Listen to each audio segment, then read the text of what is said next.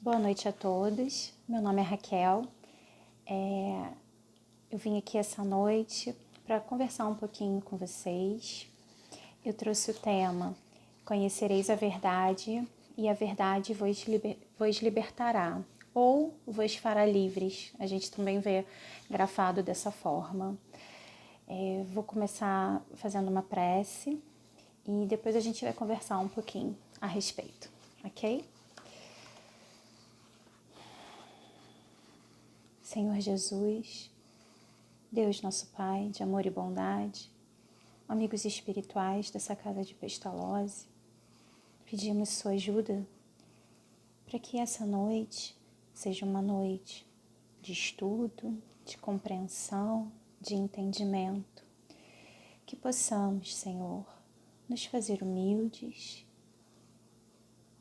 para que os ensinamentos que Jesus e depois disso o Espiritismo vieram nos trazer para iluminar nossa caminhada, para nos fazer acertar o caminho em direção ao nosso Pai. Esteja sempre conosco e que a luz do Cristo se espalhe por todo o nosso planeta, iluminando as consciências, consolando os corações. Assim seja. Então vamos lá. Conhecereis a verdade e a verdade vos fará livres. Esse versículo está em João, capítulo 8, 32. É o número do versículo. A frase completa foi Jesus conversando com os judeus que criam nele. Ele fala o seguinte: se vós permanecerdes na minha palavra verdadeiramente, sereis meus discípulos e conhecereis a verdade vos libertará. E aí agora, vamos ver um pouquinho o que é essa verdade. Como que a gente pode chegar à conclusão de que a gente está no caminho correto, no caminho da verdade? Porque uma coisa é a gente conhecer a verdade de ouvir dizer. Outra coisa é a gente conhecer essa verdade intimamente, em nós. Por exemplo, você pode conhecer o João, de saber quem é o João e cumprimentá-lo na rua, dar bom dia. E você pode conhecer o João sendo seu filho, o João sendo seu marido, sendo seu irmão. Então, você vai conhecer intimamente aquela pessoa, as suas qualidades, os seus defeitos, né? O que ele quer, o que ele espera da vida. Então, é esse tipo de conhecimento da verdade que a gente quer. Não um conhecimento de, eu sei o que é, mas um conhecimento de eu conheço, eu aplico, eu vivencio. No Evangelho segundo o Espiritismo, o Espírito de Verdade veio nos trazendo o seguinte texto. Eu vou lendo e a gente vai discutindo, conversando, pouco a pouco, sobre ele. Venho, como outrora, como no passado, aos transviados filhos de Israel. Quem é que veio no passado aos transviados filhos de Israel? Jesus, né? Trazer-vos a verdade e dissipar as trevas. Então, Jesus disse em várias ocasiões sobre a verdade. Em várias ocasiões, ele falou sobre essa verdade, que essa verdade existe. Escutai-me. O Espiritismo, como o fez antigamente a minha palavra, a palavra de Jesus, tem de lembrar aos incrédulos que acima deles reina a imutável verdade, o Deus bom. Então existe uma verdade imutável. Uma verdade, a minha gatinha, a orelhinha dela. Uma verdade que vai além da minha e da sua. Porque essa verdade pessoal que cada um de nós tem é uma verdade transitória, é uma verdade passageira. Ela vai se modificando até conforme nós vamos nos modificando. Conforme a gente vai aprendendo mais, se tornando mais maduro, mais experiente, essa nossa verdade também se modifica, né? Mas a verdade de Deus não. A verdade de Deus é eterna e imutável e perfeita, assim como ele, né? Revelei a doutrina divinal. Então, ele veio nos trazer a doutrina divina, a doutrina de Deus. Como um ceifeiro reúne em feixes o bem esparso no seio da humanidade. Então, como um ceifeiro, ele reuniu em feixes esse bem que estava esparso, que estava espalhado, ele reuniu ele. E disse: vinde a mim, todos vós que sofreis. Então, na questão 614 do Livro dos Espíritos, Kardec faz a seguinte pergunta: que se deve entender por lei natural? E por que eu estou falando de lei natural aqui? Porque a verdade está dentro da lei de Deus. Se coincide com a lei de Deus, é uma verdade, certo? A resposta dos espíritos é a seguinte: a lei natural é a lei de Deus. Então, lei natural e lei de Deus é a mesma coisa. É a única e verdadeira para a felicidade do homem. E o que Jesus disse? Conhecereis a verdade e ela vos libertará. Indica o que deve fazer ou deixar de fazer.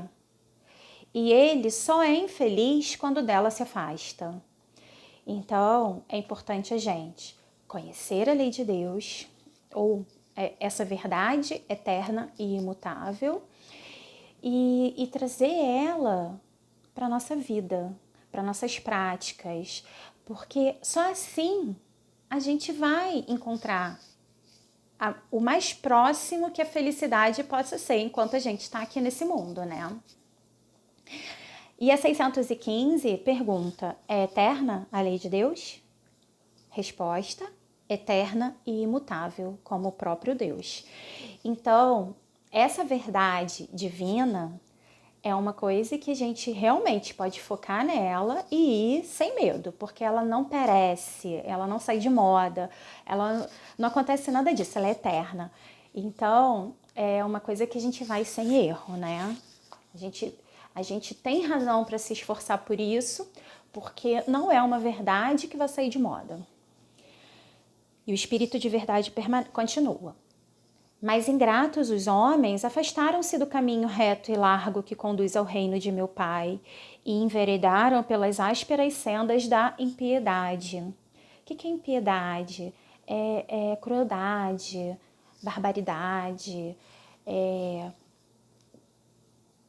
são essas coisas que a gente ainda é. Quando basta alguém pensar um pouco diferente da gente, pra gente já querer diminuir aquela pessoa, debochar, né? E então isso é uma crueldade, né? Meu Pai não quer aniquilar a raça humana. Ele quer que, ajudando-vos uns aos outros, mortos e vivos, isto é, mortos segundo a carne, porquanto não existe a morte, vos socorrais mutuamente. O que ele está dizendo aqui?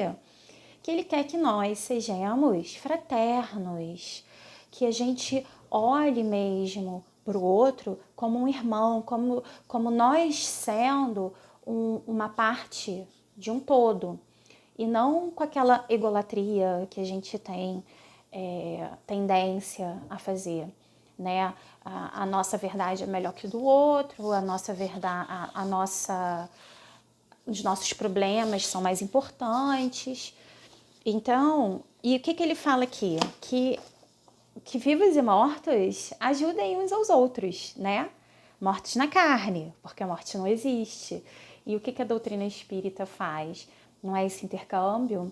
A gente não recebe o tempo inteiro notícias do mundo espiritual, ajuda e coisa e tal. E nós também, como encarnados, ajudamos eles, né? O que são todas as tarefas do Centro Espírita de assistência mediúnica, além disso? Então é isso que Deus quer para nós, que a gente se ajude uns aos outros. Homens fracos, que compreendeis as trevas das vossas inteligências. Parece que ele é um pouco duro aqui, né? Mas alguma dúvida de que nós somos fracos? Que normalmente a gente abre mão de fazer o certo se for mais conveniente. Ai, tá difícil, tô cansada, a grana tá curta, vou fazer desse jeito mesmo. Então é muito comum a gente abrir mão de fazer o certo de acordo com as nossas conveniências, porque a gente é fraco. Se a gente tivesse mais certeza, mais convicção, a gente faria mais por onde fazer sempre o certo, mesmo que não fosse tão fácil, né? E ele também fala das trevas da nossa inteligência. Isso é uma coisa que a gente também tem que prestar atenção, porque nós já adquirimos muito em relação à inteligência, mas muito ainda falta para adquirir. Então, a nossa inteligência ainda é limitada, a gente ainda tem um entendimento de acordo com essa inteligência limitada. Então, a gente tem que ser humilde, saber que muito falta ainda para aprendermos. Paulo de Tarso, quando ele se converteu ao cristianismo, as primeiras pessoas que ele tentou pregar foram para os fariseus, foram para os judeus, como ele também era judeu. E ele só tomou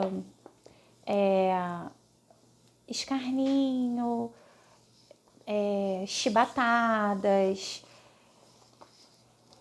expulsão. Só isso que os fariseus, que os judeus fizeram com ele.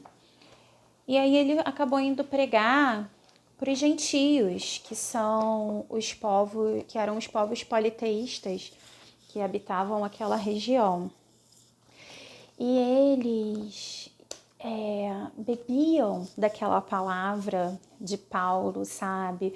E por que tudo isso? Porque os judeus, eles eram orgulhosos, senhores de si, seguiam a lei de Moisés e achavam que aquilo ali que estava certo, baseava tudo naquela lei.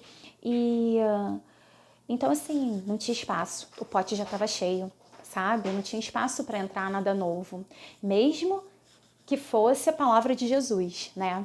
Já os gentios eram um povo cheio de quando seguem símbolos, sabe? Superstições e fantasias, mas eles queriam saber mais, eles queriam reter mais aquele conhecimento. Então, foi um povo que Paulo conseguiu pregar muito ricamente e conseguiu fundar igrejas em todas as cidades por onde ele passava, sabe? Então, a importância de sermos humildes e termos boa vontade em aprender coisas novas. Não é tudo, mas, por exemplo, o espiritismo eu acho uma fonte muito segura da gente ir buscar novos conhecimentos, porque a gente tem que ter um pouco de cuidado também, né? Para não acreditar em verdades perecíveis ou até mentiras. E ele continua: o facho de luz, né, que a clemência divina vos coloca nas mãos para clarear o caminho e reconduzir os filhos perdidos aos braços do Pai. Então a gente tem que se aproveitar desse facho de luz, dessa lanterninha que colocaram pra gente com esses ensinamentos, na verdade. A questão 628 do Livro dos Espíritos pergunta: por que a verdade não foi sempre posta ao alcance de toda a gente? A resposta é que importa que cada coisa venha ao seu tempo. A verdade é como a luz. O homem precisa habituar-se a ela pouco a pouco, do contrário fica deslumbrado. Se as verdades que vieram até agora já são difíceis, Cristo veio há 2000 anos e ainda é difícil para a gente compreender e muito mais difícil para a gente aplicar os ensinamentos dele. Imagina se viesse tudo de uma vez só. E ainda teve o Espiritismo no meio do caminho para explicar tudo isso para a gente, porque entender o que Jesus fala por parábolas para a gente é praticamente impossível. Continuando na resposta: jamais permitiu Deus que o homem recebesse comunicações tão completas e instrutivas como as que hoje lhe são dadas. Gente, a gente está na época de ouro da informação do mundo espiritual para a gente. Começou com Kardec, essas informações mais corretas, mais selecionadas e tal, porque comunicação dos espíritos sempre houve. Em todo o tempo, né? Sempre houve, mas essas informações mais corretas, mais selecionadas e tal, foi através de Kardec que começou, e depois Chico Xavier, no século XX, século passado, nos trouxe tantos e tantos livros riquíssimos com informação do mundo espiritual. Então a gente vive realmente na época de ouro das informações desse nível. Mas, contudo, a gente tem que ir com bons sentimentos. A gente tem que ir realmente nessa busca com humildade, com coração aberto, com sinceridade, porque na verdade a gente não consegue nada de bom se não for com os bons sentimentos, porque até a verdade de Deus é capaz de a gente pegar ela e distorcer, certo? Se a gente quiser encaixar ela na nossa verdade provisória, a gente pega e encaixa, mas isso não é honestidade, né? A gente tem que ir realmente com honestidade, buscar essa honestidade dentro de nós. Crede, amai, meditai sobre as coisas que vos são reveladas. Não mistureis o joio com a boa semente, as ilusões com as verdades. Isso ainda é do texto do Espírito de Verdade. E veja que ele está comparando as ilusões com o joio e as verdades com a boa semente. E a gente vai ver como é perigoso a gente se embrenhar por esse caminho de ilusões e fantasias. E que a gente muitas vezes vai com muita naturalidade. A gente precisa estar atento. A questão 627 do Livro dos Espíritos pergunta: uma vez que Jesus ensinou as verdadeiras leis de Deus, qual a utilidade do ensino que os Espíritos dão? Terão que nos ensinar mais alguma coisa? Será que os Espíritos têm alguma coisa mais para nos ensinar do que o que Jesus já veio trazer há 2000 anos atrás? Vamos ver. Jesus empregava repetidas vezes na sua linguagem alegorias e parábolas, porque falava de conformidade com os tempos e os lugares. Então, ele aplicava a linguagem, a pedagogia do Cristo, né? Ele aplicava a linguagem de acordo com aquelas pessoas e com aqueles lugares que as pessoas viviam. Era uma forma de fazer eles entenderem, alcançarem o que ele queria dizer. Para mim, não sei para vocês, mas para mim é muito difícil entender uma parábola. Então, continua aqui a resposta. Faz-se mistério agora que a verdade se torne inteligível para todo mundo. Então, eles querem pegar essa mensagem do Cristo e fazer com que ela seja entendida por todo o mundo.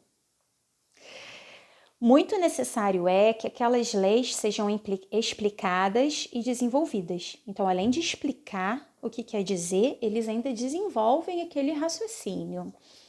Tão poucos são os que as compreendem e ainda menos as que as praticam.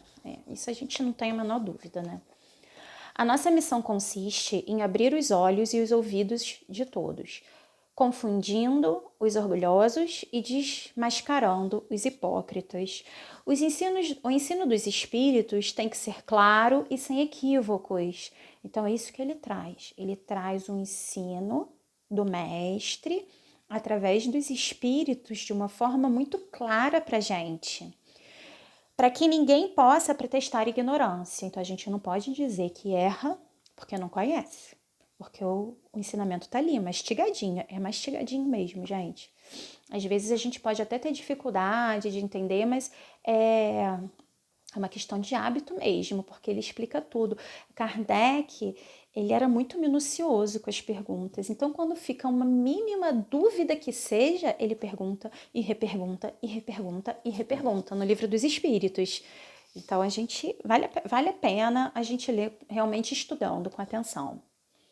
Estamos incumbidos, os espíritos, de preparar o reino do bem que Jesus anunciou. Daí a necessidade de que a ninguém seja possível interpretar a lei de Deus ao sabor de suas paixões, nem falsear o sentido de uma lei toda de amor e de caridade. É aquela história. Se a gente não for de coração sincero, com humildade, a gente pega até a verdade do Cristo e distorce ela. E a gente vai ver algumas vezes essa palavra paixão. A gente vai ver como uma paixão, um fanatismo pode ser realmente um problema.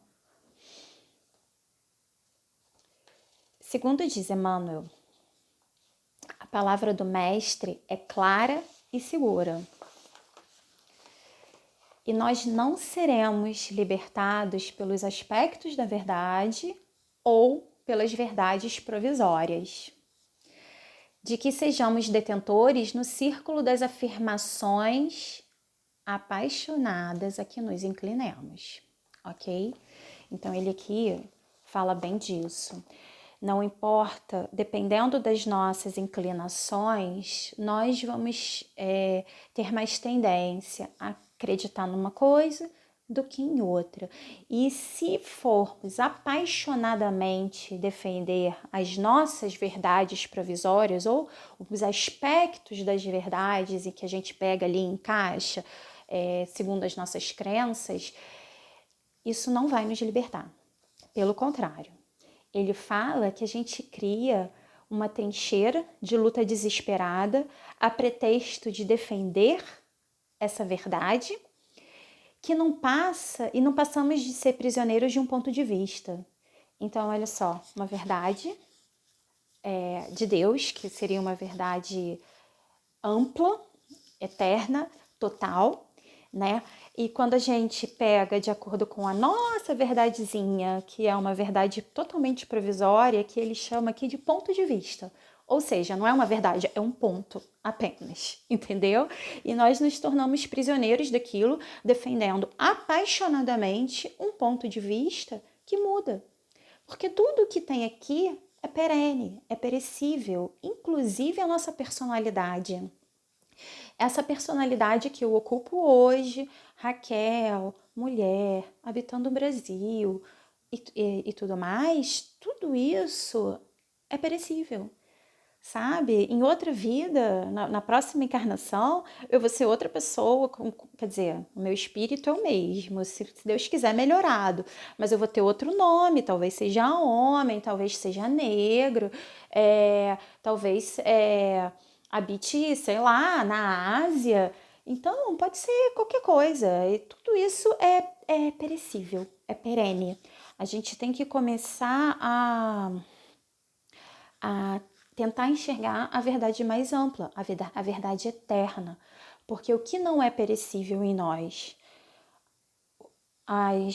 o que nós já adquirimos de virtudes, a nossa mente, o nosso espírito, isso não é perecível, isso é eterno.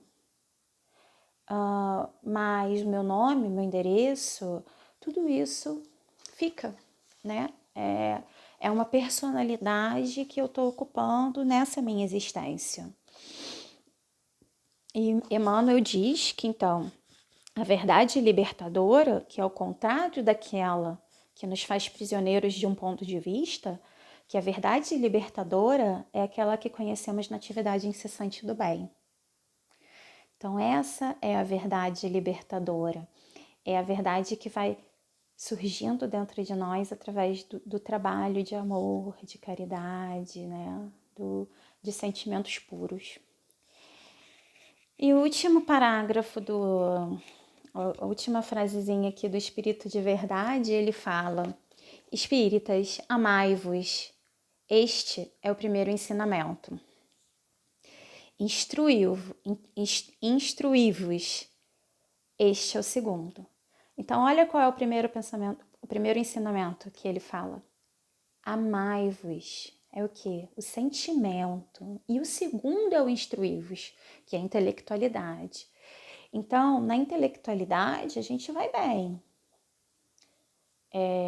Sempre podemos estudar um pouquinho mais, podemos aprender um pouquinho mais, mas nessa humanidade, de uma forma geral, vai bem. Agora, no primeiro, esse é o primeiro, para mim é o mais importante, que é o do sentimento, nesse a gente está deixando a desejar. Esse a gente precisa se empenhar mais em desenvolver ele. No cristianismo, encontram-se todas as verdades. São de origem humana os erros que nele se enraizaram. Então, assim, Cristo veio nos trazer a verdade. A partir daquele momento, os que o seguiram se tornaram cristãos. Uma série de religiões foram formadas, tendo o cristianismo como base. Mesmo lá atrás, os primeiros cristãos, né, já cometeram erros. Então, os erros são de origem humana. Tá aí a nossa necessidade de realmente buscar a verdade de forma humilde. Então, esse foi o Espírito da Verdade, Paris, 1860. No Livro dos Espíritos, no Evangelho, tem a seguinte pergunta. Será necessário, então, para compreendê-la, né, essa verdade, uma inteligência fora do comum? Ele fala que não.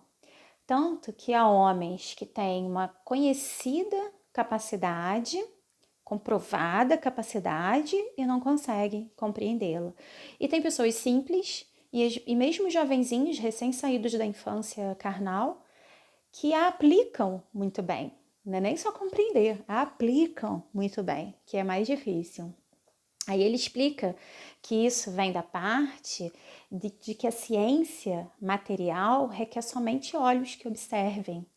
Já a parte essencial exige um certo grau de sensibilidade daquele espírito, daquela pessoa, que pode se chamar de maturidade do senso moral. E essa maturidade independe da idade, ela tem a ver com o desenvolvimento que aquele espírito encarnado teve. É um sentido especial que vem do desenvolvimento dele.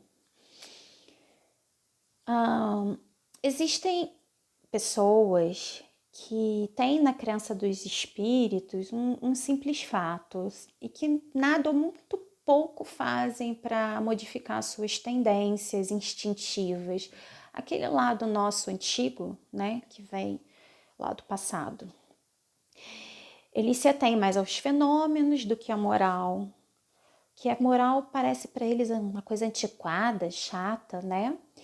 E aí o Emmanuel fala que desde que essas crianças espirituais, desde que elas se mostrem sinceras, que a gente não negue consideração e respeito a elas, que a gente procure levar de alguma forma o conhecimento que nós já atingimos através do espiritismo a essas pessoas, né? Desde que elas se mostrem realmente interessadas. Mas que nunca, de forma alguma, a gente faça alguma coisa que violente o raciocínio, o sentimento deles, né? Que a gente tem que tentar clarear o seu raciocínio sem violentar o seu sentimento.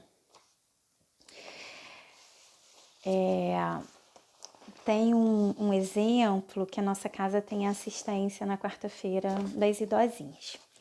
E eu participei no início, e eu lembro que eu saí de lá perturbada, porque elas faziam uma bagunça, falta de caridade, de maturidade espiritual minha, né? Mas eu lembro que eu ficava meio aturdida, sabe, com aquilo. E eu tive agora há pouco tempo atrás, e eu percebi uma mudança muito grande nelas, sabe?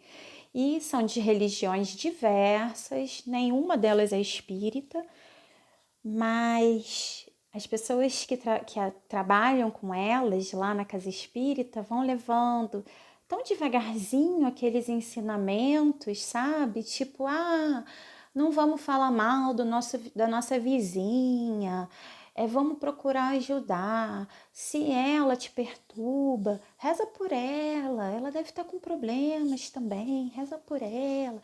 E aos pouquinhos, essas pequenas pílulas foram levadas a elas a ponto que elas estavam muito diferentes.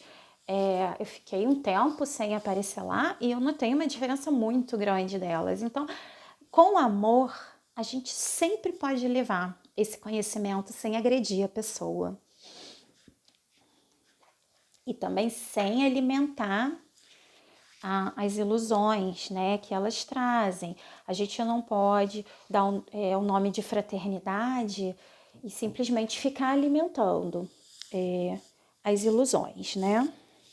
Então, ele fala assim, Emmanuel, se a doutrina espírita já te alcançou com entendimento, apoiando-te a libertação interior e ensinando-te a religião natural da responsabilidade com Deus em ti mesmo, então olha só, ele não fala religião espírita, ele fala, ou doutrina espírita, ele fala religião natural.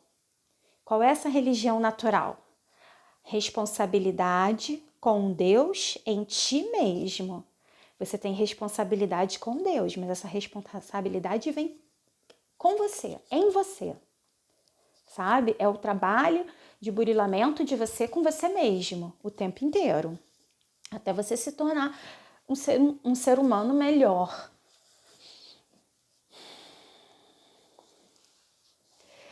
E ele também fala que nenhum tipo de amor humano chega aos pés do amor de Deus por nós, por suas criaturas.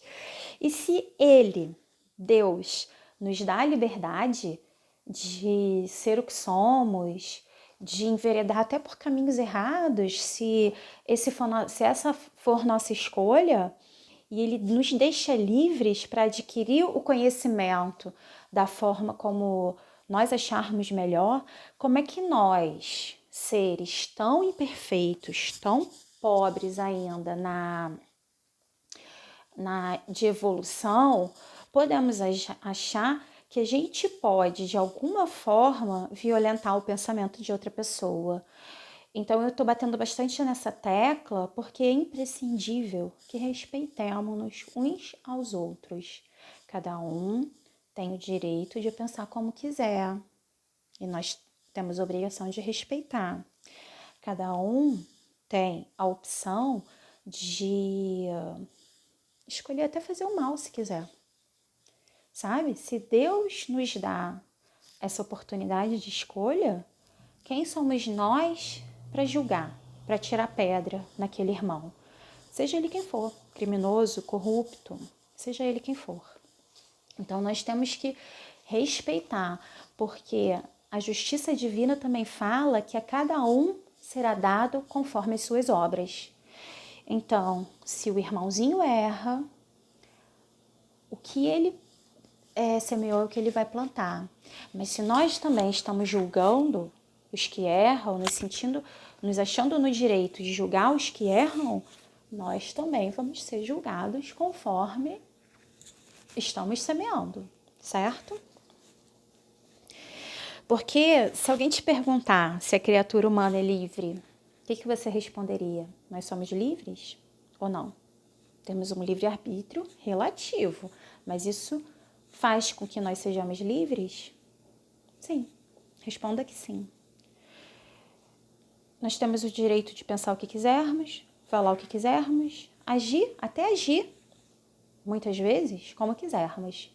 Então, nós somos livres, mas nós somos responsáveis. Aquilo que a gente realizar vai estar invariavelmente ligado ao fruto que vamos colher. Cabe a doutrina explicar, aqui está dizendo assim, Emmanuel também, no texto Livres, mas Responsáveis. Cabe à doutrina espírita explicar que, de acordo com a pedagogia divina, o universo não funciona à base de paraísos e infernos, castigos ou privilégios. Acima de tudo, funciona através do Instituto da Educação através das reencarnações. Vou repetir, gente. A pedagogia divina funciona através do Instituto da Educação através das reencarnações. Em nós, conosco, junto de nós e por nós. Alguma dúvida que a educação vem através de nós conosco mesmo? Não é a gente tentando educar o outro, é a gente educando a si próprio, que já é difícil. A gente educar a gente já é difícil. Educar o outro é impossível, porque cada um só aprende o que quer aprender. Então, se você quiser muito se educar, é o que você vai conseguir. E a maior modificação do meio se dá quando a gente modifica a si próprio. Não é quando a gente fica tentando modificar o meio. Então, é nisso que a gente tem que prestar atenção. Emmanuel ainda completa que a marcha para a verdade será sempre andar pelos caminhos do burilamento e do trabalho. Então, a gente precisa se olhar, cuidar do que a gente faz, bota a luzinha lá naquele aposento que você não entra, ilumina ele para que você possa enxergar. E poder fazer as correções em você. Traz essa verdade para você, aplica essa verdade em você, ok? Através da educação, trabalho incessante e do autoburilamento. Tem um livro, para quem não conhece o André Luiz, foi um médico encarnado aqui na Terra e ele acaba sendo resgatado após o desencarne, depois de passar por uns probleminhas e tal, ele é resgatado e vai para a colônia Nosso Lar. Foi dada a ele a missão de nos trazer uma série de livros que contam como é a vida no mundo espiritual.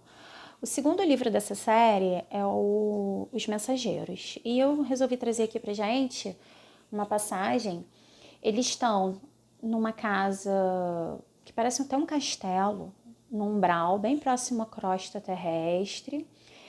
Mas é uma casa de socorro, de trabalho, onde os espíritos já foram resgatados, entendeu? E muitos trabalhadores lá. E eles recebem uma visita, que é de um outro trabalhador, de uma casa de assistência próxima a essa. O nome dele é Bacelar.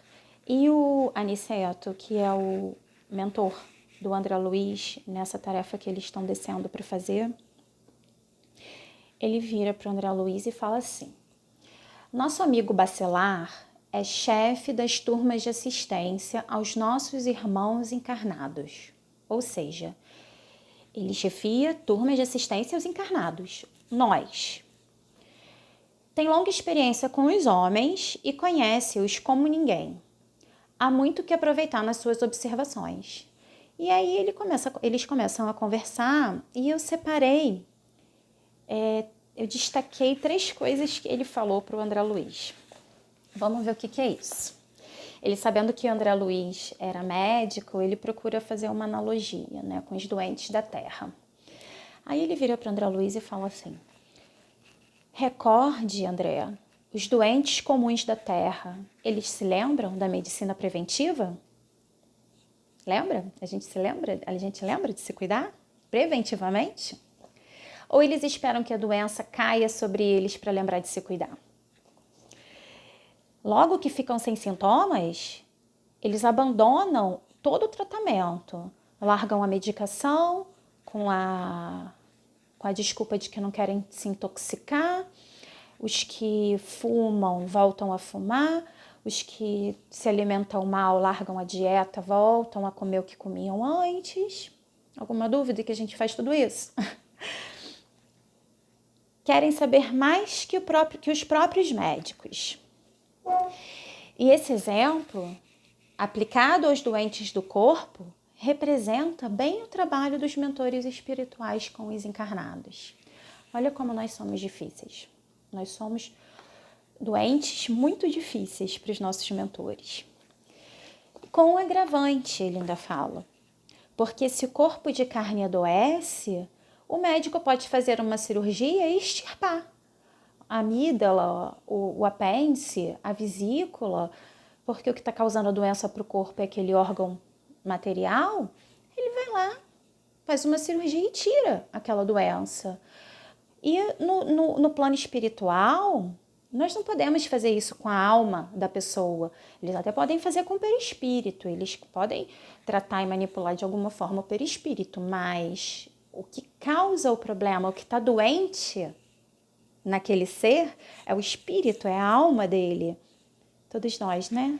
Jesus mesmo falou que que não veio para os sãos, todos nós temos um certo grau de doença do espírito. Então ele fala sobre isso, que eles não podem operar, simplesmente extirpar o mal, a doença daquele ser, porque a doença está na alma dele, está no espírito dele. O segundo é a cooperação. E ele fala que a maior parte dos espíritos saem de lá prometendo serviço ativo na crosta, como encarnados. E quando a gente chega aqui, a gente quer viver descansado no planeta. Distraídos, imaginando, fantasiando uma vida, entrando nas séries, nos filmes e abandonando a vida real. Muitas vezes imerso num mundo que não é o nosso, que não tem nada a ver com a nossa realidade. Raramente encontramos companheiros encarnados com bastante disposição para amar o trabalho pelo trabalho, sem a ideia de uma recompensa. Todos querem uma remuneração imediata. Nessas condições, olha como é grave isso, gente. Nessas condições, eles não percebem que vão turvando a mente com elementos inúteis. Turvando a mente com elementos inúteis, ao ponto de viciar o pensamento, que chega a confundir até o que vem. Porque nós vemos o mundo através da nossa ótica, através das nossas experiências, através da nossa forma de ser que nós enxergamos o mundo. Mas se a gente for cada vez alimentando mais esse mundo de ilusão, esse mundo de fantasia, a gente vê o mundo pela ótica da ilusão, da fantasia. Um mundo irreal que a gente cria dentro de nós mesmos e é assim que a gente passa a enxergar tudo. De pequenos em pequenos enganos formam um continente das grandes fantasias. Formam um continente das grandes fantasias, que chega um momento que é até difícil sair. Para a pessoa voltar para a realidade é tão difícil que ela fica lá. É capaz até de enlouquecer se a gente tentar tirar ela dessa fantasia que ela vive. E o terceiro é o desculpismo. Nesse terreno de assistência espiritual, verá um dia quantos pretextos são inventados pelas criaturas terrestres por fugir ao testemunho da verdade divina, nas tarefas que deveriam ser deles mesmos. Então, lembra que a gente faz promessas antes de sair de lá? Então, vamos supor, a gente faz promessa de se comprometer com 30 trabalhos diferentes. A gente pega um achando que está fazendo favor. Aí, no dia que é lá para ir lá na casa espírita, ajudar no atendimento e tal, dá uma preguiça, a gente, vou inventar que eu tô passando mal, que a filha tá com febre. Filho a gente não mete muito não, né? Mas a gente não inventa muita mentira sobre o filho não, que a gente respeita. É um amor muito grande, a gente acaba respeitando, mas da gente, nossa. E o que eles falam, olha só, tarefas que deveriam ser deles mesmos. A gente acha que está fazendo favor, quando na verdade a gente se comprometeu com 30 e acha que está fazendo favor em uma. Os moços declaram-se muito jovens para cultivar as realidades sublimes. Os mais idosos afirmam-se inúteis para servi-las. Os casados falam que a família toma muito tempo. Os solteiros dizem que não podem porque são sozinhos. Os doentes dizem que não têm condições e os sãos comentam que não precisam. Raros companheiros encarnados conseguem viver sem a contradição que a gente promete fazer e não quer. Mas a verdade, ela não constitui uma edificação que se levante frente a informações alheias. Ela é uma realização eterna. Todas as virtudes que a gente cultivar em nós, elas são eternas. A gente não perde mais elas. Então, ela é uma realização eterna que cabe à própria pessoa consolidar pouco a pouco dentro de si, de acordo com a própria consciência. A sua bússola vai ser a sua consciência. A gente precisa só aguçar o nosso sentimento para ouvi-la mais, porque ela fala bastante com a gente. Mas a gente tem um modelo, a gente tem um guia.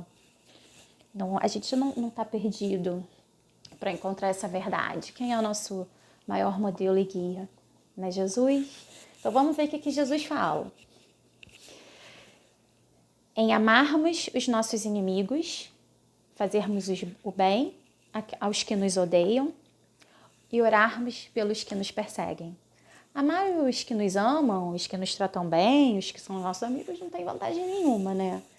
Amar os nossos inimigos, fazer o bem aos que nos odeiam e principalmente, gente, a gente tem que parar de falar mal dos outros e orar por aqueles que a gente acha que nos tratam mal. Ore, ore, ore, porque às vezes a gente não consegue chegar neles nem com uma palavra, porque eles estão tão desequilibrados que até isso provoca raiva neles. Mas a gente pode sempre orar, pedir ajuda através dos mentores espirituais. Mostra Jesus, desse modo, que a essência da perfeição é a caridade, na sua mais ampla acepção, porque implica a prática de todas as outras virtudes. Todos os vícios e desfeitos, por outro lado, têm princípio no orgulho e no egoísmo. Então vamos abrir caminho, diminuir esse egoísmo e esse orgulho para abrir caminho para o amor, para a caridade, para a humildade, para todas essas virtudes lindas. Tudo que sobrecita o sentimento da personalidade destrói, mais uma vez, a paixão. Porque mesmo que a gente tenha paixão pela verdade, a gente está aqui falando da verdade o tempo inteiro, como uma coisa boa, mas se a gente chega à verdade, tenta chegar à verdade através da paixão, vira fanatismo. E você até mata pelo fanatismo, ok? Então, tudo que sobrecita o sentimento, a gente tem que tomar cuidado. Tudo isso que a gente falou aqui, né? Vamos ver o que faria o homem de bem nesse aspecto. Ele cumpriria com a lei de justiça, de amor, de caridade na sua maior pureza. Isso é importante, porque a pureza do coração, a sinceridade é fundamental. Interroga a própria consciência sobre os seus atos. Então, é aquela história do Santo Agostinho. Revisa seu dia antes de dormir. Vamos se autoconhecer. Vamos cavucar, ver o que a gente fez de errado, o que a gente pode melhorar.